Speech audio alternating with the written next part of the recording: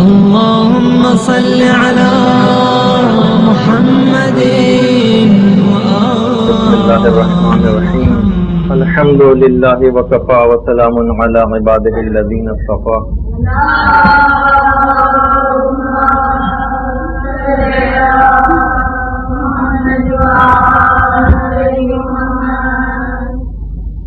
اس سے پہلے کہ ہم آئندہ کا کوئی لاہ عمل آپ کے سامنے پیش کریں، ضروری محسوس ہوتا ہے کہ ایک ایسے موضوع پر تھوڑی سی گفتگو کر لی جائے کہ جب بھی کبھی انسان کسی دینی کام میں اپنے قدم کو آگے بڑھاتا ہے تو شروع میں تو ایک للہیت اس کے اندر نظر آتی ہے، لیکن جیسے جیسے وقت گزرتا جاتا ہے کچھ غیر الہی اہداف اس کے ساتھ ساتھ چلنا شروع ہو جاتے ہیں، اور انسان کی کیفیت وہ جو شروع میں جوش و جذبات کی تھی وہ وقت گزرنے کے ساتھ ساتھ کم ہوتی چلی جاتی ہے۔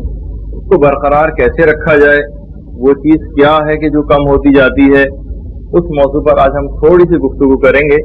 اور واقعی وہ ایک ایسا ہے کہ علم اخلاق کے اعتبار سے اور دین کے لیے کام کرنے والوں کے اعتبار سے، دینی طالب علموں کے اعتبار سے وہ موضوع انتہائی اہمیت کا حامل، اور وہ ہے صفت اخلاص۔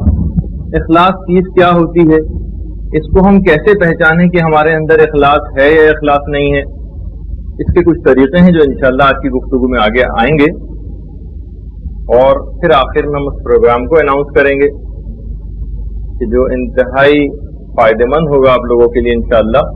دیکھیے، اگر ابھی جو کہ ہم جس موضوع پہ گفتگو شروع کرنے جا رہے ہیں، اگر انسان مخلص نہ ہو تو باقاعدہ ایسے افراد کے لیے قرآن کے اندر ایک جملہ آیا ہے کہ جو کہ تقریباً 27 مقامات پر آیا ہے، ویل واو یہ لام، فویل للمصلین الذین هم عن صلاتهم ساہون الذین هم یراؤون۔ ویل، تباہی، بربادی، جہنم کا گڑھا ہے ان افراد کے لیے۔ ایک تو پہلے تو بے نمازیوں کے سلسلے میں مذمت آئی، پھر اس کے بعد ہے الذین هم یراؤون، وہ لوگ کہ جو کہ ریاکاری کرتے ہیں، یعنی جن کے پاس اخلاص نہیں ہے۔ اخلاص کا اگر ضد کی دیکھی جائے تو وہ ہے ریاکاری، غیر الہی اہداف، خدائی مقصد کے ساتھ کچھ اور مقاصد بھی انسان کے شامل حال ہوتے چلے جائیں۔ تقریباً 27 مقامات پہ یہ لفظ استعمال ہوا ہے، اور ہر جگہ انتہائی خطرناک معنوں میں استعمال ہوا۔ دیکھیے، اگر انسان کے اعمال اس اخلاص سے خالی ہو جائیں یا اخلاص میں کمی آتی رہے تو پھر اس انسان کی قیمت کیا رہ جاتی ہے؟ مولائے کائنات امیر المومنین علی ابن ابی طالب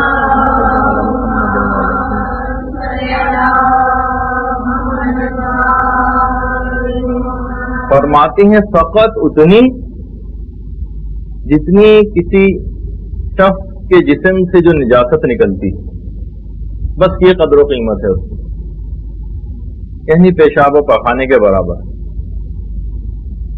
جرمنی کے ایک سائنسدان نے ایک دفعہ انسان کی قیمت معلوم کرنا چاہیے کہ اگر پیسوں کے اعتبار سے دیکھیں تو انسان کتنے کا ہونا چاہیے، کہ جسم میں ہمارے کتنے آئرن ہے، کتنا کیلشیم ہے، کتنا فاسفورس ہے، کتنی کون سی منرلز ہیں، کون سے ٹریس ایلیمنٹس ہیں، سب کو اگر ملا لیا جائے تو کتنی قیمت بنتی۔ تو اس نے جو حساب لگایا تو 80 مارک کے برابر وہ قیمت بنتی۔ یہ پھر بھی اس نے ہمارے اعتبار سے، موضوع کے اعتبار سے دیکھیں تو زیادہ قیمت ہے اس نجاست و گندگی کے مقابلے میں جو کہ وہ غیر الہی اہداف میں بسر کرتا ہے۔ کوئی مفت میں بھی لینے کو تیار نہیں ہوگا، بلکہ شاید پیسے بھی دیں تب بھی تیار نہ ہو نجاستوں کو کوئی لینے پر۔ اولئک کالانعام، ایسے لوگوں کے لیے قرآن میں کہا گیا کہ جانوروں جیسے ہیں، بلکہ اس سے بھی بدتر۔ اور اگر کوئی شخص مومن اخلاص کے اس مرحلے کے اوپر آ گیا تو وہ وہی مومن ہے جس کے لیے کہا گیا کہ اس کا رتبہ خانہ کعبہ سے بھی زیادہ ہے، اور ایسے ہی مومن کے لیے کہا گیا کہ اس کا رتبہ جبریل سے بھی زیادہ ہے۔ اور اگر اس نے اس چیز کو ان چیزوں کو حاصل نہ کیا کہ جو کہ اخلاص کو بڑھانے والی ہیں. ایسا نہیں ہے کہ فقط اخلاص کو علامتوں سے ہی پہچانیں گے, کچھ طریقے آگے چل کے ایسے آئیں گے جن سے, اور آسان طریقے بھی ہیں کہ جن پر اگر ہم عمل کرنا شروع کریں تو ہمارے اندر صفت اخلاص پیدا ہوتی چلی جائے گی. مثل الذین حملوا التوراۃ ثم لم يحملوها كمثل الحمار يحمل اسفارا, سورہ جمعہ کی آیت. ایسے افراد کی مثال کچھ اس انداز کی ہو جاتی ہے, کمثل الحمار, ایسے گدھے کی سی مثال ہو جاتی ہے, یحمل اسفارا, کی جس پر کتابوں اور مدرسۃ القائم کے نوٹ کا بوجھ لاد دیا گیا ہو. یہ میں نے اس کے اندر تھوڑی سی تبدیلی کر دی نعوذ باللہ قرآن کی آیت میں, لیکن صرف آپ کو سمجھانے کے لیے. کتابوں کا لفظ حملوا التوراۃ ثم لم يحملوها كمثل الحمار يحمل اسفارا, جس سے کتابوں کا بوجھ لاد دیا گیا. کتابوں کا جملہ میں نے اس وجہ سے استعمال نہیں کیا کہ زیادہ تر آپ میں سے کتابوں کو پڑھتی بھی نہیں ہیں اور فقط شاید صرف یہاں کے نوٹس امتحانات کی تیاری کے لیے لیے جاتے ہیں. تو میں صرف یہ بھی آپ کے سامنے بیان کرتا جا رہا ہوں کہ اگر انسان کے اندر صفت اخلاص نہ رہے یا کم ہوتی چلی جائے تو اس کی مثال کچھ اس انداز کی بھی ہو جاتی ہے. وہ جو حکایات میں ملتا ہے نا کہ تیمور لنگ بلکہ ایک دفعہ حمام گیا اور وہاں پہ اس نے ایک دھوتی پہن کے, وہ جو زمانے میں ملازمین ہوتے تھے ان سے اپنی کمر کو صاف کروانے لگا. تو اس دوران اس نے اپنے ملازم سے پوچھا کہ بتاؤ میری قیمت کتنی ہے. بادشاہ وقت پوچھ رہا ہے میری قیمت کیا ہے. اس نے کہا حضور 300 دینار. کہنے لگا بے وقوف, 300 دینار تو میری اس لنگی کی قیمت ہے. کہا کہ حضور اسی لنگی کی وجہ سے میں نے آپ کی قیمت 300 دینار بتائی. تو واقعی انسان اتنا ہی بے حقیقت ہو جاتا ہے, بظاہر لگتا تو وہ بقول ہمارے برادر وسیم عام کے چوکتا مقطع قسم کا, ویسے میں پوچھوں گا کہ اس کے معنی کیا ہیں ان سے, لیکن یہ کہ اس کے اندر سے وہ چیز کم ہوتی چلی جاتی ہے. اب ہم اس کو پہلے دیکھتے ہیں کہ آخر یہ اخلاص کی تعریف کیا ہے. ہر وہ کام, ہر وہ چیز, ہر وہ مقصد کہ جس کے اندر صرف اور صرف پروردگار عالم ہے, یہ ہے اخلاص. اس کے اندر کوئی 1% بھی شہرت کی, حب جاہ کی, دوسروں کو دکھانے کے لیے, لوگوں کے سامنے اپنی پوزیشن کو بڑھانے کے لیے کوئی بھی اس انداز کی کوئی بات آئی تو یہ اخلاص کے منافی ہو جائے گا. لوگوں کی صفت اخلاص کے اعتبار سے 2 اقسام, ایک کو کہتے ہیں مخلص اور ایک ہوتا ہے مخلص. ایک ہے زبر کے ساتھ, ایک ہے زیر کے ساتھ. مخلص جو کہ اردو میں بہت زیادہ معنوں میں استعمال ہوتا ہے. مخلص کے معنی یہ ہیں کہ وہ شخص کہ جو کہ اخلاص کے مدارج ابھی طے کر رہا ہو, اس کا بھی ہر عمل خالص نہ ہوا ہو, جو بھی کوششیں کر رہا ہے اخلاص کو حاصل کرنے کے لیے, بشرطے کہ وہ واقعی سنسیئرلی کوششیں کر رہا ہو. ایسے افراد کو کہتے ہیں مخلص. اور ایک ہوتے ہیں مخلص جو کہ تمام ان کیفیات سے گزر کر آگے آ گئے ہوں اور ان کا عمل مکمل طور پر خالص ہو گیا. ایسے افراد کو کہا جاتا ہے مخلص. جب بھی قرآن میں وہ شیطان کا جو قول نقل کیا گیا ہے نا, جو آپ اکثر پڑھتی ہیں, لِأَغْوِيَنَّهُمْ أَجْمَعِينَ إِلَّا عِبَادُكَ مِنْهُمُ الْمُخْلَصِينَ. یہاں پہ بھی کہا کہ پروردگار میں تیرے تمام بندوں کو گمراہ کروں گا سوائے تیرے مخلص بندوں کے. مخلصین کو تو پھر بھی شیطان گمراہ کر سکتا ہے جو اس راہ پر قدم آگے بڑھاتے چلے جا رہے ہوں, اس میں امکان ہے. لیکن الا عبادک منہم المخلصین, جو اس مرحلے سے آگے گزر گئے ہیں اور اپنے تمام اعمال انہوں نے خالص کر لیے ہیں, ان کو نہیں بہکا سکوں گا. وہ جو میں نے بہت دفعہ پہلے آپ کے سامنے مہدی بحر العلوم کی مثال دی تھی. مہدی بحر العلوم ایک دفعہ دوران درس دیتے دیتے مسکرائے. جب ان کے شاگردوں نے ان سے پوچھا کہ آپ کیوں مسکرا رہے ہیں, تو فرمایا کہ آج 20 سال کی محنت شاقہ کے بعد مجھے ایسا محسوس ہوا ہے کہ میرے اعمال ریاکاری سے پاک ہو گئے ہیں اور مکمل اخلاص مجھ میں آ گیا ہے. تو دیکھا آپ نے کہ جب انسان محنت کرتا ہے تو بہرحال اس کو وہ مقام مل ہی جاتا ہے. کوششیں کرتے کرتے ایک موقع ایسا آتا ہے کہ وہ مخلص سے مخلص ہو جاتا ہے، زیر سے زبر ہو جاتا ہے۔ اچھا، اب اتنا میں اور بتا دوں، جیسے کہ اکثر روایات کے اندر یہ بات بھی آئی ہے کہ جو صفت اخلاص ہے نا، یہ پروردگار عالم فرماتا ہے کہ یہ میرے رازوں میں سے ایک راز ہے، اور یہ فقط میں اس شخص کے دل کے اندر پیدا کرتا ہوں جس سے میں شدید محبت کرتا ہوں۔ اور علماء نے ایک بات اور بھی لکھی ہے کہ جو خدا کے مخلص بندے اور وہ واقعی عاقل تر ہیں، یعنی عقل مند شخص کی پہچان یہ بتائی کہ عقل مند افراد صفت اخلاص میں ایک دوسرے سے مقابلہ کرتے ہیں، ان کی دیگر غیر الہی اہداف کے اندر محنتیں ضائع نہیں ہوتی، بلکہ اگر ایک دوسرے سے مقابلہ کرتے بھی ہیں نا تو صفت اخلاص کے ساتھ، صفت اخلاص کو حاصل کرنے کے لیے ایک دوسرے سے کمپٹیشن کرتے ہیں۔ اور یہ بھی کہا گیا ہے کہ قیامت کے اندر جو لوگوں کی درجہ بندی کی جائے گی اور گروپنگ کی جائے گی وہ اخلاص کی مقدار کے برابر کی جائے گی، جس کی جتنی پرسنٹیج اخلاص کی ہے وہ اسی کے گروپ کے اندر شامل ہوگا۔ اچھا، اب آ جائیے، اگر ہم اس لحاظ سے اس کو دیکھیں علامات کے اعتبار سے بھی، تو اس کی کئی علامتیں کہ ہم کیسے پہچانیں گے کہ ہمارے اندر یہ صفت پائی جاتی ہے۔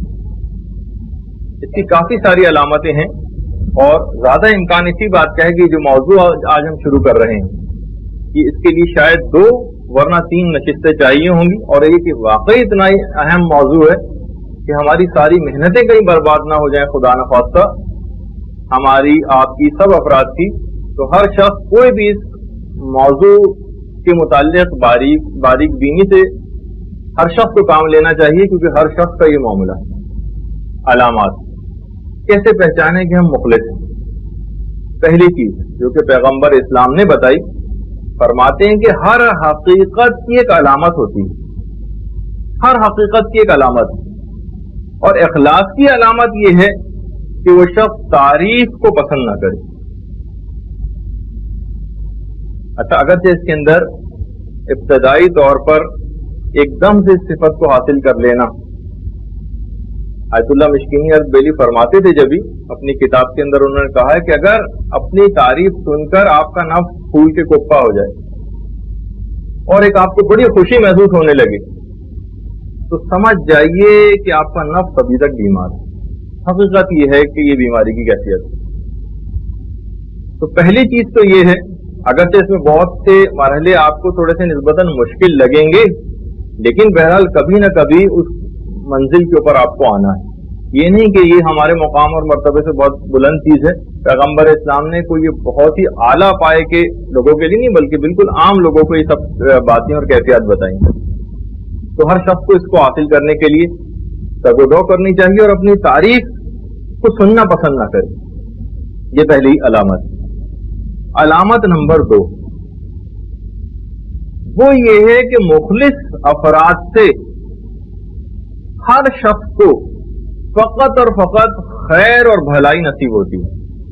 یہ ہو ہی نہیں سکتا کہ کسی مخلص انسان کسی کا دل دکھا رہا ہو، کسی کی غیبتیں کر رہا ہو، کسی کی ٹانگ کھینچنے کے چکر میں ہو، کسی سے دل میں کینہ رکھے ہوئے ہو معمولی باتوں پر۔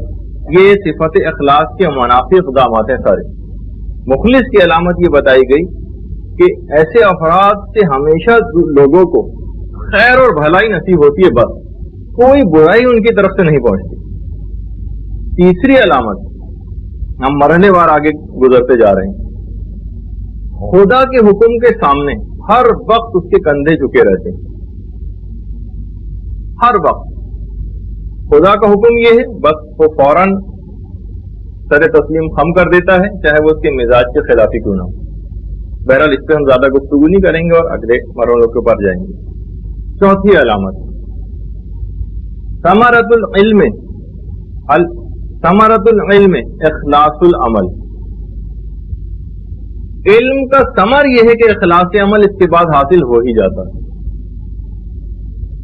بشرطے کہ وہ علم آداب و شرائط کے ساتھ حاصل کیا گیا۔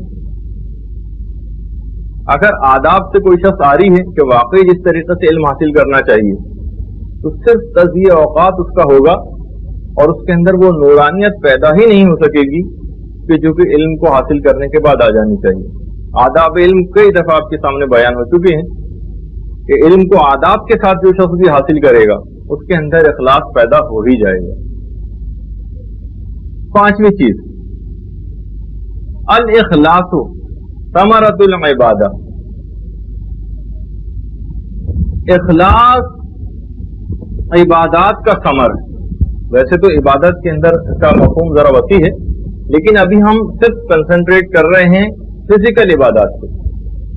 ہم یہ دیکھتے ہیں کہ انسان جب تک، ہم مشاہدہ بھی آپ سب لوگوں کا، جب تک نسبتاً کم علم رہتا ہے اس کی عبادات زیادہ نظر آتی ہیں. مسجدوں میں بھی زیادہ وہ نظر آتا ہے، دیگر لمبی لمبی عبادتیں بھی وہ کرتا ہوا نظر آ رہا ہوتا ہے. لیکن جیسے جیسے اس کا علم بڑھتا چلا جاتا ہے، شیطان اس کو اس ظلم میں مبتلا کر دیتا ہے کہ بھائی تم تو دیگر بھی اتنے سارے تبلیغی کام کر رہے ہو، تمہیں جسمانی عبادتوں کی اتنی کیا ضرورت. اس کی جسمانی فزیکل عبادات کے اندر کمی واقع ہوتی چلی جاتی ہے. وہ یہ سمجھ رہا ہوتا ہے کہ میں یہ اپنی ان مصروفیات کی وجہ سے مجھ میں کمی آئی ہے، جبکہ یہ کوئی بھی عذر نہیں. اس کی عبادات اس کے اندر بھی ساتھ ساتھ اگر زیادتی ہو تو پھر یہ اخلاص کی علامت ہے. اور اگر اس کی عبادات کم ہو رہی ہیں تو وہ یہ بات جان لے کہ شیطان اس کو مسلسل بیوقوف بنانے کے چکر میں ہے. تو بہرحال الاخلاص ثمرۃ العبادہ یہ ایک علامت ہوئی. چھٹی علامت یہ ہے کہ خواہشات نفسانی سے مخلص شخص ہمیشہ اجتناب کرتا ہے. جب بھی مولا فرماتے تھے کہ وہ شخص کیسے اخلاص کو حاصل کر سکتا ہے جس کے دل میں خواہشات نفسانی غلبہ حاصل کیے ہوئے ہیں. تو اگر خواہشات نفسانی گناہ کر کہ جہاں موقع آیا بس انسان وہیں گناہ کے اندر گرفتار ہو گیا اور اس کے دل میں ہمیشہ خواہشات نفسانی تازہ ہی رہیں، غلبہ حاصل کیے رہیں، تو ایسے شخص کو اخلاص حاصل ہونا بہت مشکل ہے. اس کے بعد روایات کے اندر یہ بات بھی بیان ہوئی. ساتویں چیز جو کہ اخلاص کو حاصل کرنے کا ایک طریقہ بھی ہے، اپنی آرزوؤں کو چھوٹا کرو، کم کرو تاکہ تمہارے اعمال خالص ہو جائیں. جس کے دل میں ہر وقت بس دنیا کو حاصل کرنے کی خواہش، یہ مل جائے، وہ مل جائے، وہ مل جائے، وہ مل جائے، اور لاتعداد خواہشات فقط دنیا اور دنیا کی، ایسے شخص کو اخلاص حاصل ہونا بہت مشکل ہے. یہ نسخہ بھی ہے اخلاص کو حاصل کرنے کا، قلل اعمال تخلص لک الاعمال. اپنی آرزوؤں کو چھوٹا کرو تاکہ تمہارے اعمال خالص ہو جائیں. اپنی آرزوؤں کا دائرہ اتنا وسیع نہ کرو کہ تمہاری خواہشات دنیا کبھی ختم ہونے ہی میں نہ آ رہی. آٹھویں علامت تنہائی و خلوت میں اس سے زیادہ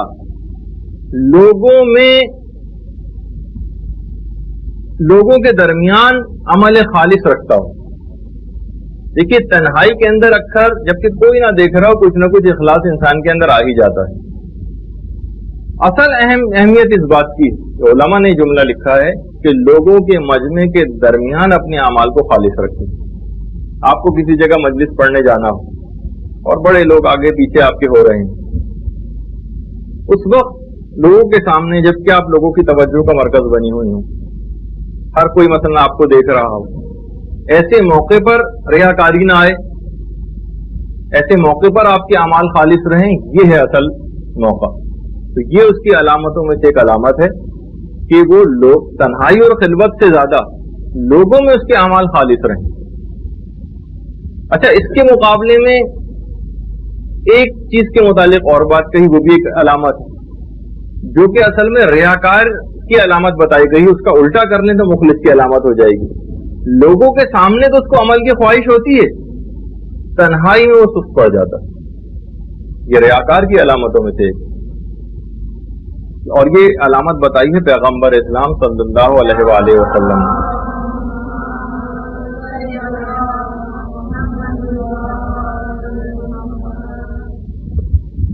10ویں علامت یہ بھی پیغمبر اسلام سے مروی ہے، فرماتے ہیں کہ جو شخص یہ چاہتا ہے, جو بھی ریاکار ہے, وہ یہ چاہتا ہے کہ ہر کام پر میری تعریف ہو. اس کے مقابلے میں مخلص تعریف کو بالکل بھی پسند نہیں کرتا, ہر کام پہ تعریف کیے جانے کو پسند کرتا, چاہے دنیا کا کوئی کام ہو, دین کا کوئی کام ہو, ہر چیز میں اس کو تعریف چاہیے. جہاں ہر وقت تعریف کے معنی ہے کہ دوسرے لوگوں کی توجہ اس کو حاصل کرنے میں تمام اپنی توجہات کو مبذول رکھتا ہے, تو اس کے دماغ میں سے غیر الہی اہداف آ ہی جائیں گے اور اخلاص سے دور ہوتا چلا جائے گا. اور پیغمبر نے یہ بھی ایک علامت بتائی ہے کہ ہر وقت اس کو اپنی ظاہر کی درستگی کا خیال رہتا ہے, ہر وقت ظاہر کی درستگی کا خیال. معمولی سا بس, یعنی اگر توجہات ہیں بھی تو بس صرف اس بات پر ہیں کہ مثلا ہمارا پردہ بظاہر بالکل ٹھیک ہو جائے. دیکھیے یقیناً یہ بہت اہم چیز بھی, لیکن کیا ہے کہ وہ نورانیت بھی تو دل کے اندر پیدا کیجیے کہ جو اس پردے کے نتیجے میں آپ کو حاصل ہوئی. اگر صرف ظاہر داری کی حد تک اسلام رہے اور دلوں کے اندر داخل نہ ہو اور وہ نورانیت اس سے نہ جھلکے. دیکھیے ہر جب بھی نورانیت ہوتی ہے نا تو عمل سے جھلکتی. میں آپ کو ایک مثال دیتا ہوں کہ میڈیکل کالجز میں جو فائنل ایئر کا ایک امتحان ہوتا ہے, اس میں باقاعدہ ایک امتحان ہوتا ہے جس کو شارٹ کیس کہتے ہیں.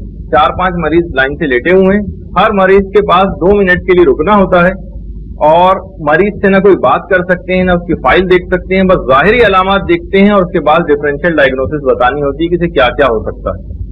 جب انسان کی ظاہری علامات بیماری کی وہ اپیئر ہو جاتی ہیں, آبویس ہو جاتی ہیں, اس سے ایک اندازہ لگایا جا سکتا ہے, تو انسان کی باطنی جو خصوصیات کا اندازہ بھی اس کی علامات سے لگایا جاتا ہے.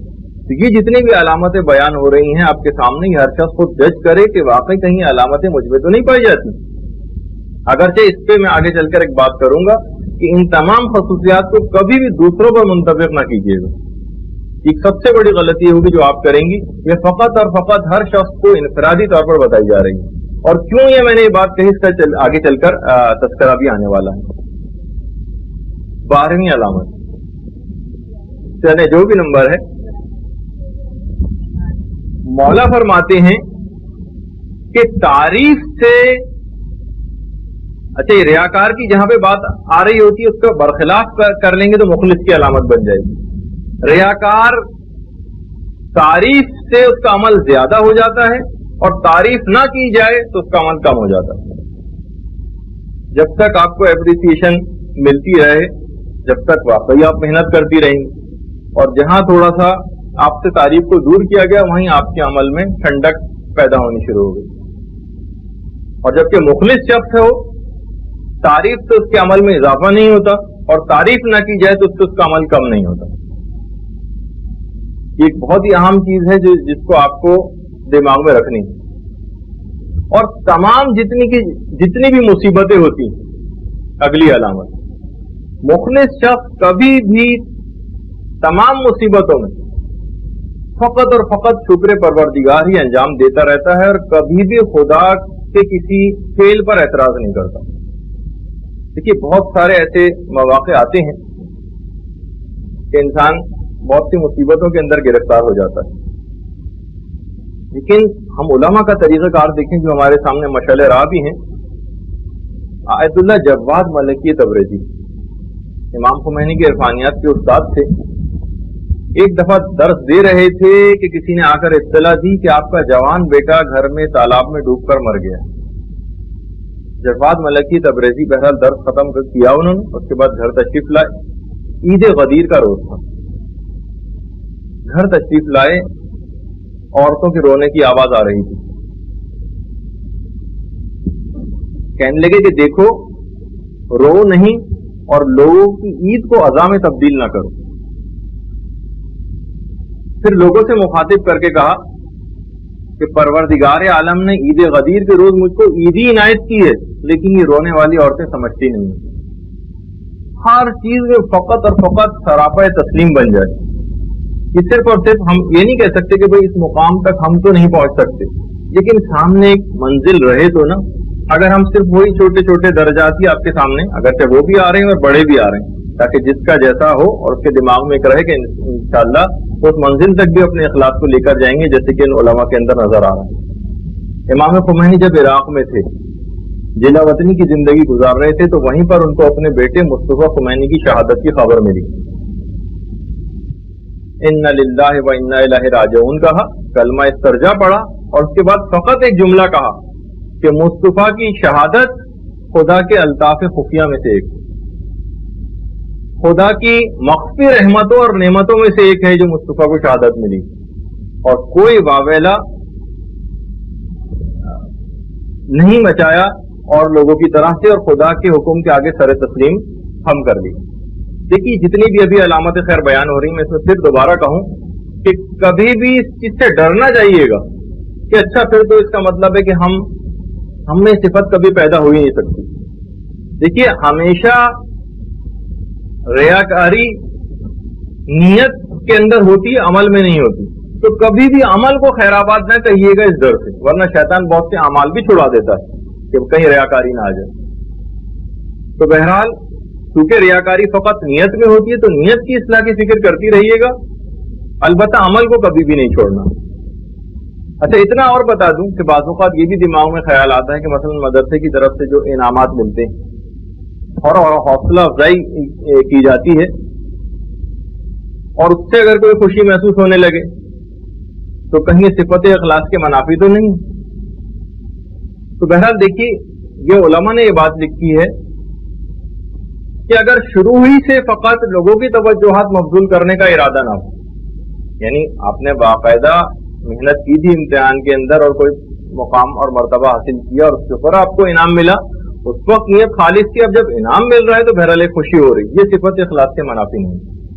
और खुद इंतजामिया के भी एतबार से मैं कहूँ कि अगर कोई ऐसी तकरीब होती है तो उनकी तमाम तर तवज्जोहात इस बात पर मबजूल न रहें कि भाई हमें तो ऐसी तकरीब मुनक्किद करनी है कि जनाब उस जैसी कहीं तकरीब मुनक्किद ना हुई हो और एक नाम हो और एक इंतजामिया का एक नाम हो।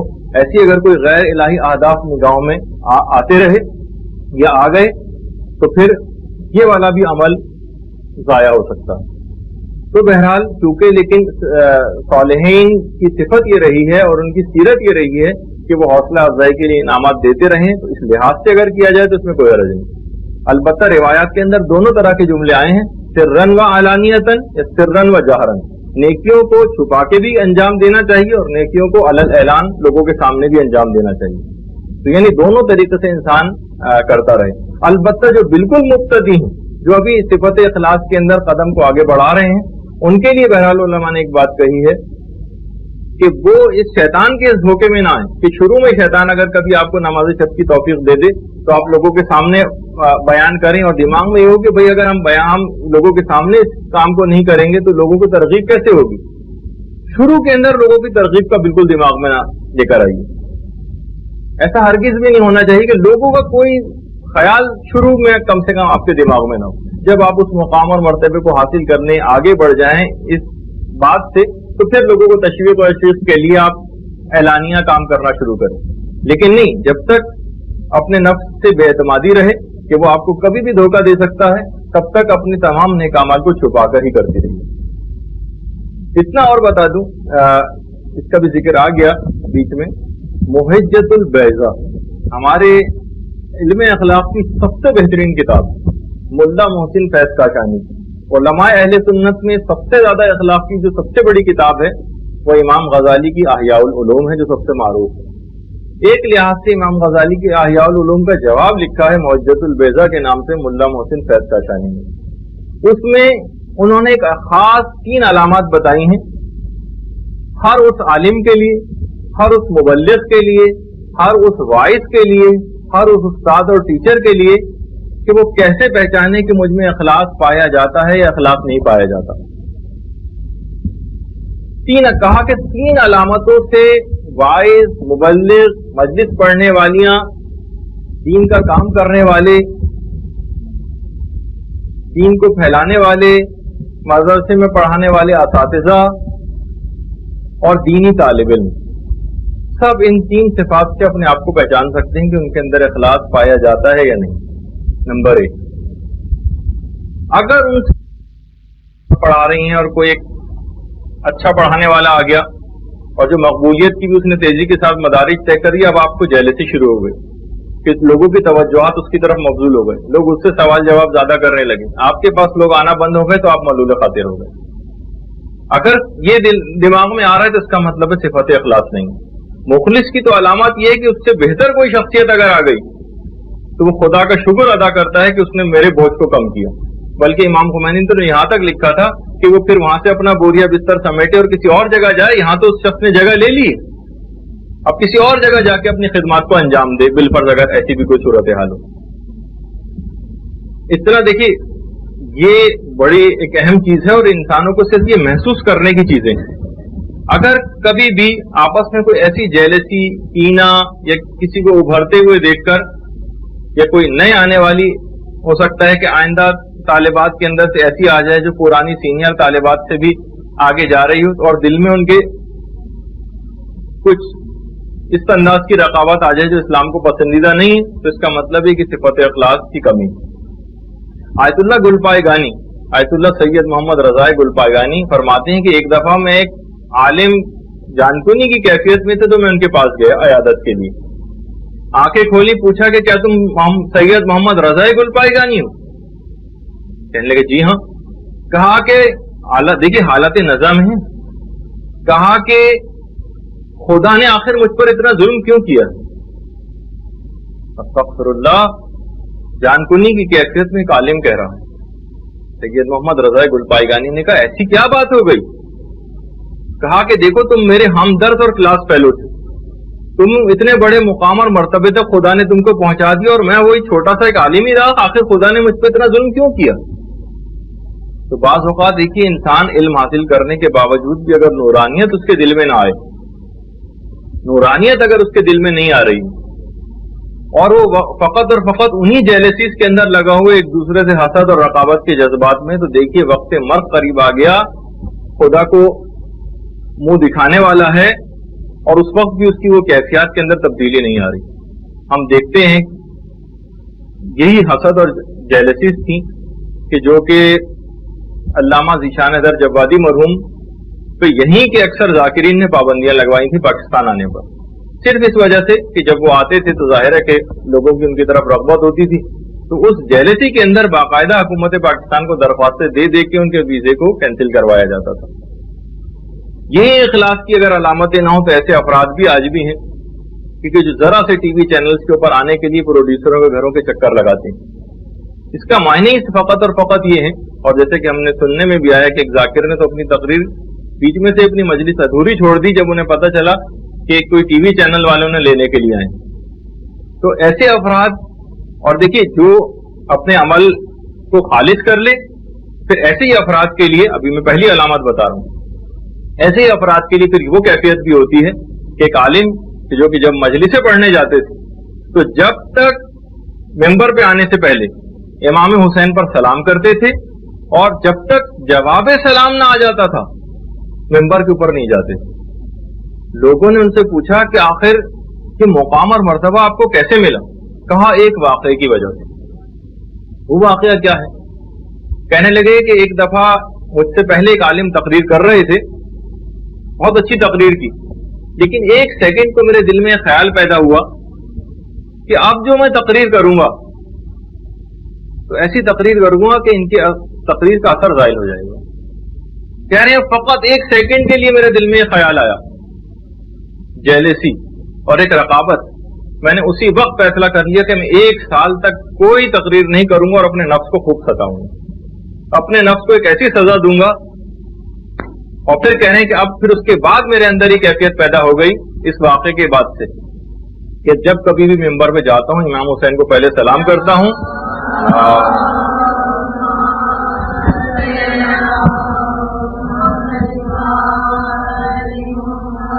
امام حسین کو سلام کرتا ہوں اور جب تک جواب سلام نہ آ جائے جب تک میں ممبر پہ نہیں جاتا, اور اب میں اپنے کانوں سے امام حسین کے سلام کا جواب سنتا ہوں.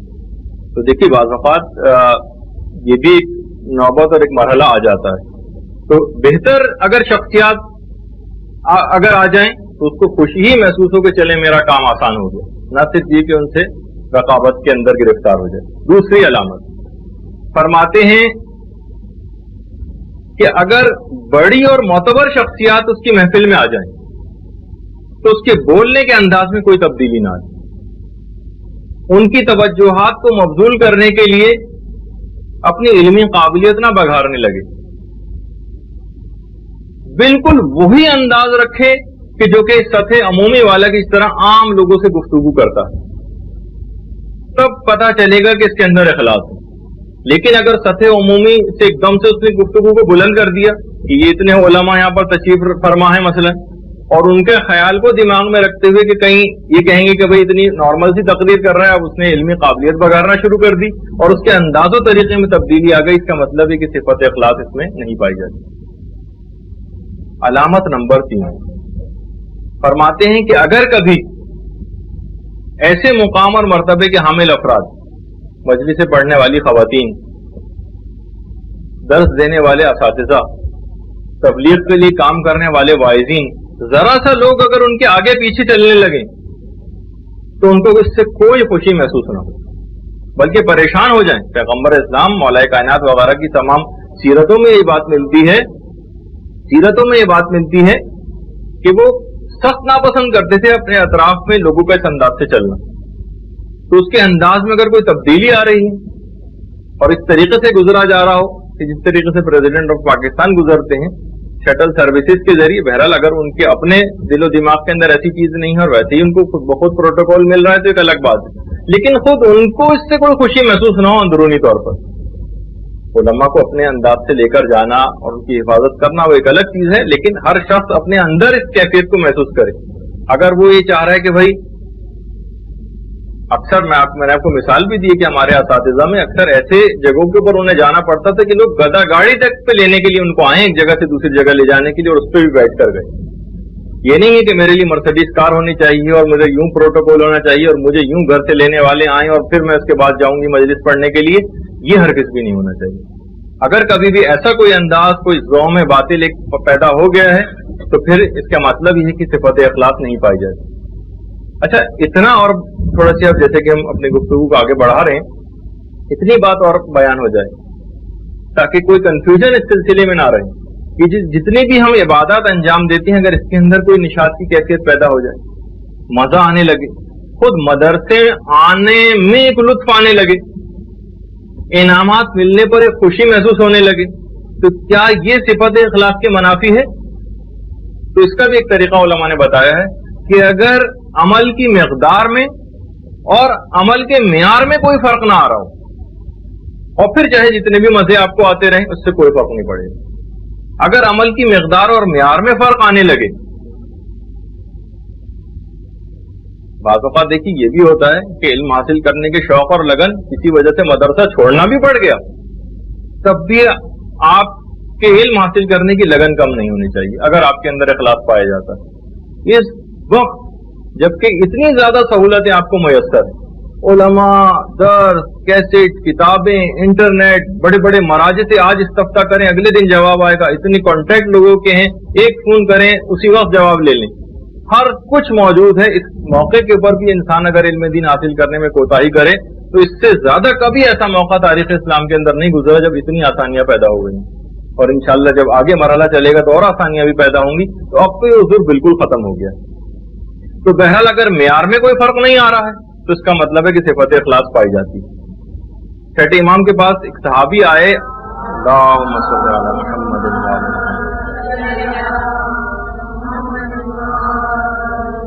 کہ مولا بعض اوقات ہم عبادات انجام دیتے ہیں لیکن جب دوسروں کی نگاہ ہم پر پڑتی ہے تو ہمیں خوشی محسوس ہوتی ہے۔ امام نے فرمایا لا باسا، کوئی حرج نہیں، ہر شخص اس بات کی خواہش رکھتا ہے کہ اس کی نیکیاں لوگوں میں معروف ہوں۔ برا تو کوئی بھی آدمی مشہور ہونا نہیں چاہتا لوگوں کے اندر، وہ چاہتا ہے کہ میں نیکی مشہور رہوں، بشرطے کہ شروع ہی سے دوسروں کو دکھانے کی نیت نہ ہو۔ امام نے فرمایا کوئی حرج نہیں، اگر تم کو خوشی محسوس ہو رہی ہے، لوگوں کو بات پتہ چل رہی ہے، لوگ تمہاری تعریف کر رہے ہیں، کوئی حرج نہیں، البتہ شروع ہی سے لوگوں کو دکھانے کی نیت نہ ہو۔ اگر شروع سے دکھانے کی نیت تھی تو پھر یقیناً عمل حرام ہوگا۔ ابو ذر غفاری پیغمبر اسلام کے پاس تشریف لاتے ہیں اور فرماتے ہیں کہ یا رسول اللہ، عمل تو ہم پروردگار عالم کے لیے کرتے ہیں، لیکن لوگ ہمیں وہ عمل کرتے دیکھ کر ہماری تعریف کرنے لگتے، لوگ ہم کو اچھا سمجھنے لگتے ہیں. تو کہیں یہ صفت اخلاص کے منافی تو نہیں؟ ابو ذر غفاری پیغمبر اسلام سے پوچھ رہے ہیں. پیغمبر نے فرمایا، اے ابو ذر، تلک عاجل بشر المؤمن، یہ ایسی بشارت ہے جو خدا اس دنیا میں ہی مومن کو دے دیتا ہے. اگر اس کی اپنے اندر وہ کیفیت نہیں پائی جا رہی، صرف لوگ اس کو دیکھ رہے ہیں اور اس کی تعریف کر رہے ہیں، لوگ دیکھ کے تعریف کر رہے ہیں، ہم ان کو دکھانے کے لیے عمل نہیں کر رہے تھے، تو پیغمبر اسلام فرماتے اس میں کوئی حرج نہیں، ان کی تعریف کرنے سے تمہارے عمل پہ کوئی فرق نہیں پڑے گا، بلکہ ایک ایسی بشارت ہے جو اس دنیا میں تم کو دے دی گئی کہ تمہارا انجام بھی بخیر ہوگا. اچھا، اب دیکھیے، اگر یہ چیز پیدا ہو گئی اور حاصل ہو گئی تو اس کے اتنے فائدے ہوں گے، جیسے کہ اکثر روایات میں یہ بات بھی آئی کہ کوئی شخص صرف 40 روز تک بھی اگر اپنے اعمال کو خالص کر لے تو پھر علم و حکمت کے چشمے اس سے پھوٹنے لگتے ہیں، اور ایسا شخص پھر بے حساب جنت میں جاتا ہے. جس شخص نے اس دنیا میں اپنے حساب کو صاف کر لیا، اس کے لیے بار بار حساب و کتاب کا مرحلہ نہیں آئے گا. اور ایک دفعہ بھی آپ نے اس راہ کے اوپر قدم رکھ دیا صفت اخلاص کو حاصل کرنے کے لیے، جس کے ابھی کچھ طریقے آگے چل کے بھی بتائے جانے والے، تو پھر پروردگار 4 طریقوں سے آپ کی ہدایت کرے گا. بس ایک دفعہ اس کے لیے عمل کو خالص کر لیجیے، دوسری کسی سوچ کو اپنے اندر نہ آنے دیں. دیکھیے، بعض اوقات کبھی میں انشاءاللہ اس کا بھی مرحلہ ہوگا تو بتاؤں گا، ایک مرحلہ مومن پر علم عرفانیات کو حاصل کرنے کے بعد اور گناہوں سے بچنے کے بعد ایک موقع ایسا بھی آتا ہے کہ وہ سوچوں کو بھی اپنے کنٹرول میں لے لیتا ہے. کون سا خیال اس کے دل میں پیدا ہو اور کون سا پیدا نہیں ہو، اس کے اپنے اختیار میں بات آ جاتی ہے، جو کہ ابھی میں نے بہت بڑی بلند بات کر دی ہے اپنے اور بعض لوگوں کے اعتبار سے، لیکن بہرحال ایک مرحلہ ایسا بھی آتا ہے. تو 4 طریقوں سے پروردگار عالم پھر آپ کی ہدایت کرے گا. بس ایک دفعہ قدم تو اس پہ رکھ دیں، عمل کو خالص کرنے کی کوششیں تو شروع کر دیں. نمبر 1، اس کی عقل بے انتہا قوی ہو جائے گی، خود بخود اسے عقل سے فیصلہ کرے گا کہ مجھے کیا کرنا چاہیے. چیزوں کی حقیقتیں اس کے سامنے آیا ہونے لگیں گی. جیسے کہ میں نے ایک دفعہ حدیث آپ کے سامنے پیش کی تھی پیغمبر اسلام کی، اس کا بھی مفہوم یہی تھا کہ پروردگار چیزوں کی حقیقت میرے سامنے ویسی کر دے جیسی کہ وہ ہیں. ایسا نہ ہو کہ ملمہ سازی سے ہم لوگ دھوکہ کھا جائیں. عقل اس کی بے انتہا قوی ہو جاتی ہے، لہذا وہ گناہوں کی طرف نہیں جاتا. نمبر 2، الہام کے ذریعے اس کی ہدایت ہوتی. جہاں کسی شک میں گرفتار ہوتا ہے، فقط ایک دم سے اس کو الہام ہوتا ہے اس کے اوپر کہ مجھے یہ کام نہیں کرنا چاہیے. یہ دوسری چیز ہے جس سے پروردگار اس کی ہدایت کرتا ہے. تیسری چیز، ملائکہ کے ذریعے بھی نگرانی ہوتی. ملائکہ کو پروردگار عالم ایسے مومن کی حفاظت کے لیے لگا دیتا ہے. ادھر وہ گناہ کرنے جاتے ہیں، ادھر ملائکہ اس کو پکڑ لیتے ہیں اور گناہوں سے روک دیتے ہیں. اور چوتھی طریقہ ہے ہدایت کا ایسے مخلص آدمی کے لیے کہ اس کو علم و فضل ایسا حاصل ہو جاتا ہے کہ جو اس کو گناہوں سے روکتا ہے. اسی علم کے لیے جس کی حل کے لیے آپ نے حدیث ایک دفعہ سن چکی ہیں کہ العلم نور یقذفہ اللہ فی قلب من یشاء. علم دین کبھی بھی سیکھنے سکھانے سے نہیں آتا. لیس العلم بکثرت التعلیم وتعلم بل هو نور یقذفہ اللہ فی قلب من یشاء. یہ کبھی بھی سیکھنے سکھانے سے نہیں آتا، یہ تو فقط پروردگار عالم جس کے دل میں چاہتا ہے روشن کر دیتا ہے. اچھا، اب اتنا میں یہاں تک بات آئی تو بس ایک بات اور کہوں، اس کے بعد اخلاص کو بڑھانے کے جو طریقے ہیں تقریباً 6-7 وہ آپ کی خدمت میں عرض کروں گا اگر اتنا وقت ہمارے پاس بچا. آیت اللہ سیستانی سے ایک سوال پوچھا گیا. اچھا، ہم اس موضوع پہ میں آپ کو سوال سنا رہا ہوں کہ کبھی بھی ان علامات کو دیکھ کر دوسرے کے اخلاص کا تعین نہ کریں. دوسرے کو تو ہمیشہ مخلص ہی سمجھیں.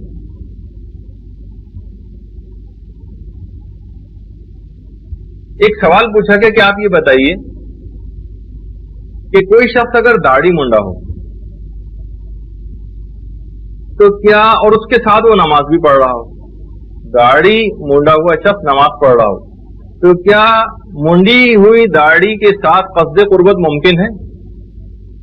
وہ کہہ رہے پروردگار میں 2 رکعت نماز پڑھتا ہوں فجر کی قربتاً الی اللہ، حکم خدا کی بجاوری میں. یہ مجسم گناہ کر رہا ہے, شیو کر کے آیا ہے ابھی, کیا اس کے ساتھ اس کی نماز قبول ہوگی؟ قصد قربت تو نہیں. حکم خدا کہاں ہے؟ حکم خدا تو یہ ہے کہ تمہیں داڑھی رکھنی چاہیے تھی, تم مخالفت کر کے آئے اور پھر کہہ رہے ہو. اب آیت اللہ سیستانی کا جواب سنیے. کہنے لگے کہ یہ چیز ایک ایسی ہے, ہمارے پاس کوئی ہارڈ اینڈ فاسٹ رول ایسا نہیں ہے جس سے ہم لوگوں کی عبادات کے متعلق یہ حکم لگا سکیں کہ ان کی عبادت قبول ہوئی یا قبول نہیں ہوئی. پھر آگے انہوں نے ایک احتمال لکھا ہے, کہا یہ بہت ممکن ہے, عین ممکن ہے کہ ایک شخص جو داڑھی منڈا ہو اس کی عبادت قبول ہو جائے, اور ایک وہ شخص کہ جو بظاہر دیندار نظر آ رہا ہو اور داڑھی والا ہو اس کی عبادت کو رد کر دیا جائے. یہ ہم ہوتے کون ہیں حکم لگانے والے کہ فلاں شخص مخلص ہے یا مخلص نہیں. بس ہر شخص اپنی حد تک ان تمام علامتوں کو رکھے. جس طریقے سے ایک دفعہ ہمارے غرور و تکبر کے موضوع پہ شاید گفتگو ہوئی تھی, تو اس وقت بھی شاید یہ بات آئی تھی کہ یہ جتنی علامتیں غرور و تکبر کی بتائی جا رہی ہیں, ہر شخص اپنے اندر تلاش کر.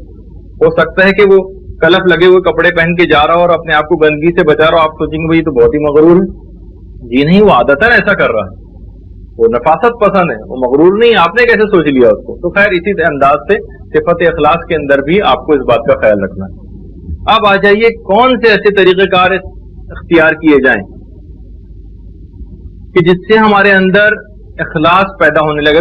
ابھی تمام اخلاص کی علامتیں نہیں بتائی میں نے, کیونکہ وقت اتنا کم ہے, ہم انشاءاللہ اگلی نشست میں. لیکن یہ کہ آج کی حد تک کچھ گفتگو آگے بڑھ جائے. اخلاص کو ہم کیسے بڑھائیں, یا اخلاص کو پیدا کیسے کریں؟ جو سب سے پہلا طریقہ ہے جس کو ہم اکثر جب کبھی اس قسم کے طریقہ کار بیان ہوتے ہیں تو لوگ سوچتے ہیں کہ بھائی یہ تو کوئی ایسا خاص طریقہ نہیں ہوا. پروردگار سے رو رو کر اخلاص کے لیے دعا کریں. اور ایک بات اور بھی کہی گئی ہے کہ یہ جو آپ کو دعا کرنی ہے یہ مولائے کائنات علی ابن ابی طالب کے وسیلے سے کریں.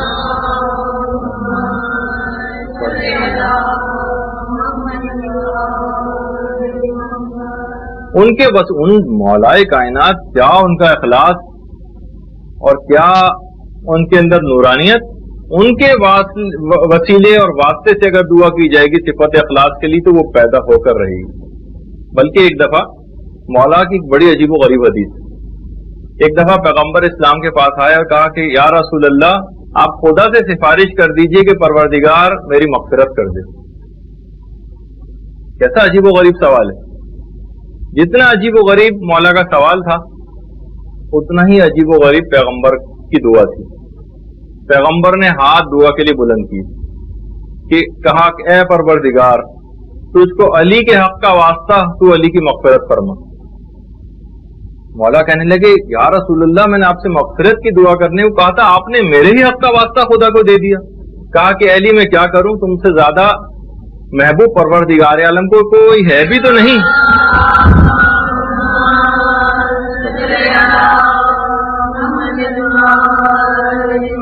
کہ میں اس کے وسیلے سے دعا کرتا. تو بہرحال ایسی شخصیت آپ کے پاس موجود ہے, اس کے وسیلے سے جو اخلاص کے کمال تک پہنچا ہوا ہو, اس کے وسیلے سے اگر آپ دعا کریں گے تو کیوں دعا قبول نہ ہو. یہ پہلا ایک طریقہ ہے جس پہ ہم بہت وقت کم دے رہے ہیں, لیکن یہ کہ آپ خود اس کے اندر سے پھول بوٹے جو ہے وہ پیدا کریں. اچھا, دوسری چیز, دوسرا طریقہ, اور یہ طریقہ بتایا ہے شہزادی کونین حضرت فاطمہ الزہرا سلام اللہ علیہا.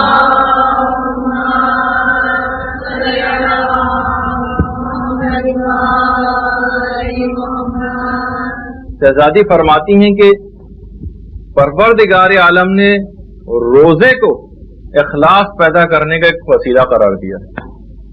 انسان اگر روزے رکھنا شروع کر دے, کم سے کم ایک مہینے میں 3 روزے, ویسے تو پیر اور جمعرات ہر ہفتے کے لیے بھی بات آئی ہے, لیکن اگر کم سے کم ایک مہینے میں 3 روزے بھی رکھے تو جو جہاں صفت اخلاص پیدا ہوگی جہاں اتنے اور فائدے ہوں گے. ایک فائدہ اور روایت میں بتایا گیا ہے کہ اس سے دلوں کے وسوسے اور شکوک و شبہات ظاہر ہو جاتے ہیں. ایک مہینے میں اگر کوئی بھی شخص 3 روزے رکھے گا تو بہرحال روزہ ایک ایسی چیز ہے جس کے اندر جس کو انسان کرتا رہے تو ہر وقت اس کو صرف پروردگار عالم کا خیال روکے رہتا ہے روزہ توڑنے والی چیزوں سے. ہر وقت جب وہ باخدا رہے گا تو خود بخود اس کے اعمال میں اخلاص پیدا ہو جائے گا. یہ دوسرا طریقہ ہے. تیسرا طریقہ جس پہ علماء نے بہت زور دیا ہے, ائمہ معصومین بہت زور دیتے رہے ہیں, وہ ہے درس اخلاق میں پابندی کے ساتھ شریک ہونا. یہ ایک ایسی چیز ہے کہ اس زمانے کے جو سب سے مشہور محلے میں اخلاق گزرے ہیں, آیت اللہ محمد حسین طباطبائی, ان کے متعلق یہ بات ملتی ہے کہ جس وقت وہ نجف اشرف آئے تھے, جوانی کا دور تھا, علمی تبحر بہت زیادہ اس وقت بھی تھا, لیکن ان کو سمجھ نہیں آ رہا تھا کہ میں کس جگہ جا کر درس اٹینڈ کروں. تو سید علی شوستری اس زمانے میں علم اخلاق کے بہترین استاد تھے. وہ خود ان کے پاس آئے اور کہنے لگے کہ اگر کوئی شخص 20 سال بھی ایک اچھے اخلاق کے استاد کی تلاش میں گزار دے تو اس نے کوئی نقصان نہیں اٹھایا. اگر تم ایسے ہی اپنے لیے استاد تلاش کر بھی رہے ہو تو تم نے کوئی نقصان نہیں اٹھایا, جو اتنا ٹائم اگر لگ بھی گیا ہے. تم ایسا کرو کہ میرے درس اخلاق کے اندر آیا کرو. سید علی شوستری خود آیت اللہ محمد حسین طباطبائی کے پاس آئے تھے اور اگلے دن سے آیت اللہ طباطبائی نے ان کا درس اخلاق جوائن کر لیا. اس کے بعد پھر انتقال کے وقت تک محمد حسین طباطبائی کہتے رہے کہ آج میں جو کچھ بھی ہوں اور جو مقام بھی میں نے حاصل کیا سید علی شوستری کے درس اخلاق سے حاصل کیا. تو درس اخلاق کی دعوت دینا اور ان کو اس کے اندر لے کر جانا اتنے بڑے مقام تک آیت اللہ طباطبائی کو پہنچا گیا اور انہوں نے اپنی راہ پر ان کو لگا لیا. تو اس سے آپ اندازہ لگائیے, اسی اعتبار سے اخلاقی کتب کا مسلسل مطالعہ, اخلاق کو درست کرنے والی احادیث معصومین کا مسلسل مطالعہ جس میں ایک دن کا بھی ناغہ نہ ہو, اور درس اخلاق کیسٹ کے ذریعے اب اتنی آپ کو سہولت مہیا ہو گئی ہے, ایک سے ایک عالم کے کیسٹ اویلیبل ہیں, آپ ان کو لے جا کر سنیں اور روز اپنے آپ کو جب آپ ان کی باتیں سنیں گی تب یہ صفت آپ کے اندر پیدا ہوتی چلی جائے گی. جہاں آپ غفلت اختیار کی اور ان چیزوں سے اپنے آپ کو دور کیا, صفت اخلاق کم ہوتی چلی جائے گی. نمبر 4, راہ خدا میں مال کو خرچ کرنا. یہ اخلاص پیدا کرواتا ہے. دیکھا آپ نے کہ کہاں سے چیز کہاں جا رہی ہے. پروردگار عالم قرآن میں فرماتا ہے خذ من اموالہم صدقہ تطہرہم وتزکیہم. اے رسول ان کے اموال سے صدقہ لیجئے. اگرچہ اس کا معنی مفہوم کچھ اور بھی ہیں, لیکن میں جو ابھی آپ کے سامنے معنی پیش کر رہا ہوں, اے رسول ان کے اموال سے صدقہ لیں. خذ من اموالہم صدقہ, اس کا نتیجہ کیا ہوگا؟ تطہرہم وتزکیہم, یہ لوگ پاک و پاکیزہ ہو جائیں گے اور ان کا تزکیہ نفس ہو جائے گا. آپ نے دیکھا کہ مال خرچ کرنے سے خدا کی راہ میں تزکیہ نفس بھی ہو رہا ہے اور انسان پاک و پاکیزہ ہو رہا ہے, اس کے تمام اعمال کی تطہیر ہو رہی ہے اور وہ اخلاص کے مرتبے تک پہنچ رہا ہے. کیونکہ دیکھیے اگر جتنی بھی جس کی حیثیت ہے, اس میں ہمیشہ جب بھی مال خرچ کرنے کی بات آتی ہے تو لوگ دماغ میں امیر کبیر لوگ لے کر آ جاتے ہیں. نہیں, آپ کی اس وقت جو حیثیت ہے اس وقت دیکھا جائے گا کہ آپ کتنا مال خدا کے لیے خرچ کر رہے ہیں. ہو سکتا ہے کہ کسی حیثیت فقط 100 روپے ماہانہ کی ہو اور وہ نہیں خرچ کر رہا ہے اس کے مطابق. دیکھیے اگر یہ مال خرچ نہ کیا اپنی حیثیت کے مطابق دینی کاموں میں, تو جب وقت مرگ آئے گا تو قرآن میں ایک باقاعدہ ایک آیت ہے جس کا اصل مفہوم انشاءاللہ اس وقت پیش کیا جائے گا اگر آپ نے اس چارٹر کو منظور کر لیا جس کے نتیجے میں موت کے سلسلے میں ہم دروس دینا شروع کریں گے, تو پھر وہ آپ کے سامنے تفصیل آئے گی. اور منظور نہیں کیا تو خیر وہ بات یہیں رہ جائے گی.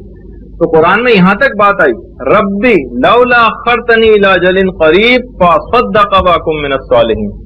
پروردگار جب ان لوگوں کے موت کا وقت قریب آتا ہے تو کہتے ہیں پروردگار تو اتنی مہلت ہمیں کیوں نہیں دیتا, فاصدق تاکہ ہم صدقہ نکال دیں, واکن من الصالحین اور صالح لوگوں کے اندر شامل ہو جائیں. تو یہ بات مرتے وقت تک, یہ اس وقت انسان جب نزع کی کیفیت پیدا ہو جائے گی اس وقت بھی پروردگار سے کہے گا پروردگار کاش میں اس وقت صدقہ نکال دوں اور صالح لوگوں کے اندر سے ہو جاؤں. جب بھی کبھی صدقات دینے کی باری آتی ہے تو ایک بات اور بھی دماغ میں رکھیے, اکثر یہ ہوتا ہے کہ بھئی لوگ اتنی زیادہ باریک بینی کے اندر چلے جاتے ہیں، ہم کس کو صدقہ دیں کس کو نہ دیں، آج کل بہت زیادہ چیٹر لوگ بھی ہو گئے اور فلاں، اور ایسی چیز کو پہچاننا بہت مشکل ہو گیا ہے. اور بعض اوقات لوگ اتنے حیران و سرگردہ ہیں کہ بعض اوقات یہاں پہ مدرسے بھی آتے ہیں چیز معلوم کرنے کے لیے. ایک صاحب ایک دفعہ آئے تھے، میں سن رہا تھا کہ وہ آ کے صرف یہی چیز بار بار پوچھ رہے تھے کہ آخر کوئی ایسا طریقہ بتائیے کہ ہم یہ پہچان سکیں کون شخص مستحق ہے اور کون مستحق نہیں. بالکل یہی سوال چوتھے امام سے آ کر ان کے ایک صحابی نے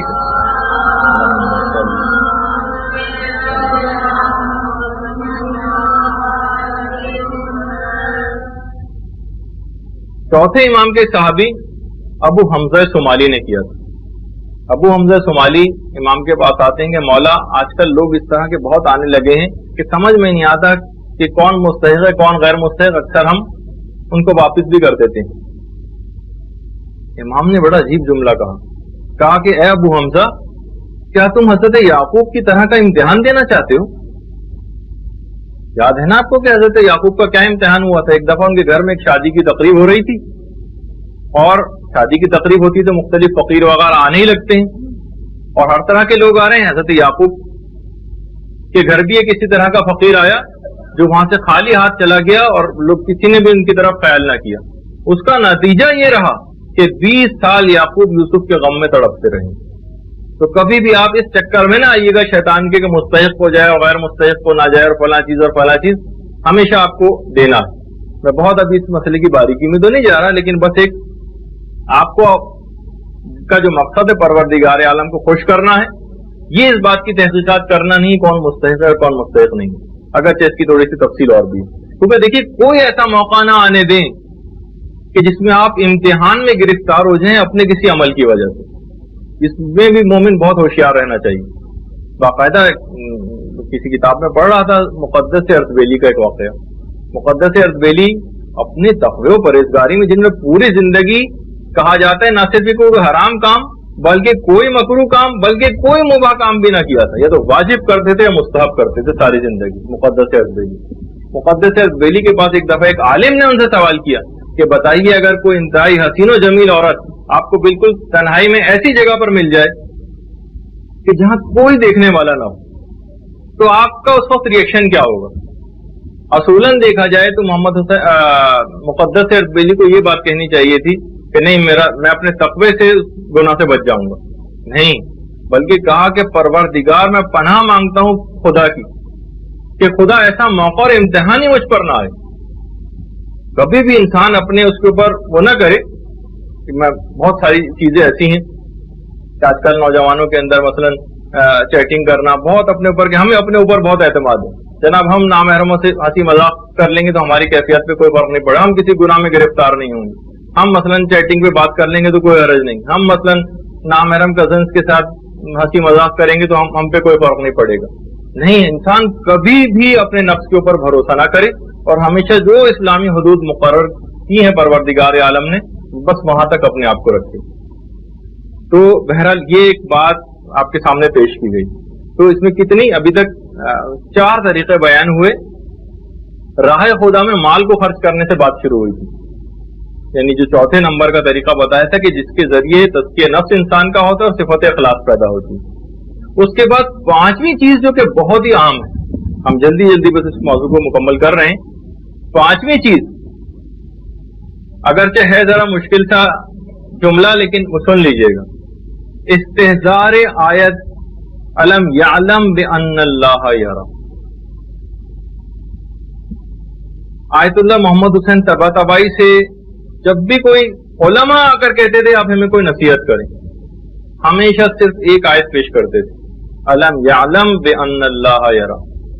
ابھی تک تم لوگوں کو اس بات کا علم نہیں ہے کہ خدا تمہارے تمام اعمال کو دیکھ رہا ہے. علم یعلم، ابھی تک تم لوگوں کے علم میں یہ بات نہیں آئی کہ خدا تمہارے تمام اعمال کو دیکھ رہا. بس کہہ رہے تھے یہ آیت یہ نصیحت کے لیے بہت کافی. امام خمینی سے بھی جب اکثر پوچھا جاتا تھا کوئی نصیحت کرے تو اس والی آیت کو پڑھتے تھے، علم یعلم بان اللہ یرا. ہر وقت فقط اور فقط پروردگار عالم کا خیال، ہر وقت موت اور آخرت کا خیال دماغ کے اندر ہے. ایک عجیب و غریب واقعہ ذوالقرنین کے متعلق مشہور ہے. حضرت ذوالقرنین جب ایک تمام دنیا پر ان کی حکومت بھی قائم ہو گئی تھی. جب ایک علاقے سے گزرے تو انہوں نے ایک عجیب سا ایک علاقہ دیکھا کہ وہاں لوگوں کی دکانیں ہیں, لیکن جب شام ہوتی ہے تو لوگ دکانوں کو ایسے کھلا چھوڑ کر گھر چلے جاتے ہیں. پورے علاقے کے اندر کوئی قبرستان نہیں, اور ہر شخص نے اپنے گھر کے آگے اپنے عزیزوں اور رشتہ داروں کی قبریں بنائی ہیں, اور ہر قبر کے اوپر جو عمر لکھی ہے وہ مرنے والے کی, کسی کی 20 سال لکھی ہے, کسی کی 15 سال لکھی ہے, کسی کی 5 سال لکھی ہوئی. کہا کہ یا اللہ یہ کیا ماجرا ہے, ایسی جگہ تو میں نے کبھی نہیں دیکھی. جب لوگوں سے استفسار کیا انہوں نے تو لوگوں نے کہا ہمیں ہر وقت جو ہم نے اپنے گھروں کے آگے اپنے رشتہ داروں کی قبریں بنائی ہیں, ہم نے کسی قبرستان میں نہیں بنائی ہیں, تاکہ ہر وقت ہمیں اپنا انجام آنکھوں کے سامنے رہے اور ہر وقت خدا ہم کو یاد رہے. اس وجہ سے ہم اپنے گھروں کے سامنے اپنی رشتہ داروں کی قبریں بنائی ہوئی, اور اسی وجہ سے کوئی دکاندار کوئی خیانت کرنے کا کسی کے دل میں خیال بھی نہیں آتا.